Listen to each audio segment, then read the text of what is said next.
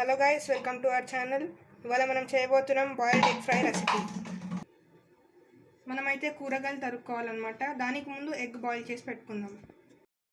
So మంచిగా తరుక్కున్న 2 ఉల్లిగడ్డలు వేసుకుందాం.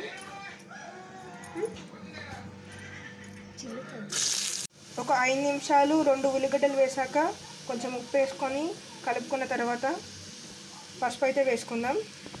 1/2 టీ స్పూన్ పసుపు, ఒక 1/2 టీ స్పూన్ కారం, అలాగే అల్లం వెల్లిపాయ పేస్ట్ మీ రుచికి తగినంత.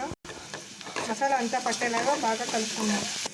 లైట్గా గోల్డెన్ కలర్ వచ్చేదాకా ఒక 2 నిమిషాలు అయితే కలుపుకుందాం బాగా. ఓ 3 కట్టలు కొత్తిమీర చిన్నగా మీ రుచికి తగినంత వేసుకోండి. మీకు నచ్చిన మసాలా ఏమన్నా ఉంటే వేసుకోండి. మేమైతే ఎగ్ ఫ్రై మసాలా వేసుకున్నాము, ఎవరెస్ట్ కంపెనీ.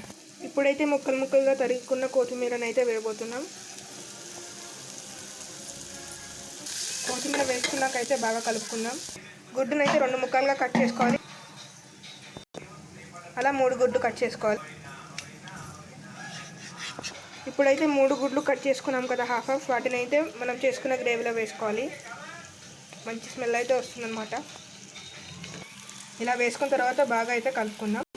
ఇది బాగా ఫ్రై అవ్వాలంటే ఫస్ట్ అయితే కొద్దిసేపు ఒక 5 నిమిషాలు ఒకటే సైడ్ వేసుకోవాలన్నమాట. అలాగే ఇంకో 5 నిమిషాలు ఇంకో సైడ్, అలాగైతే మంచి కలర్లో అవుతుందన్నమాట. ఇలా ఒక 5 నిమిషాలు కాగి వేగిన తర్వాత మనమైతే నీట్గా ఇలా గుడ్లని తిరిగేసుకుందాం. బాగా కలుపుకున్న తర్వాత ఇలా ఉంటుంది.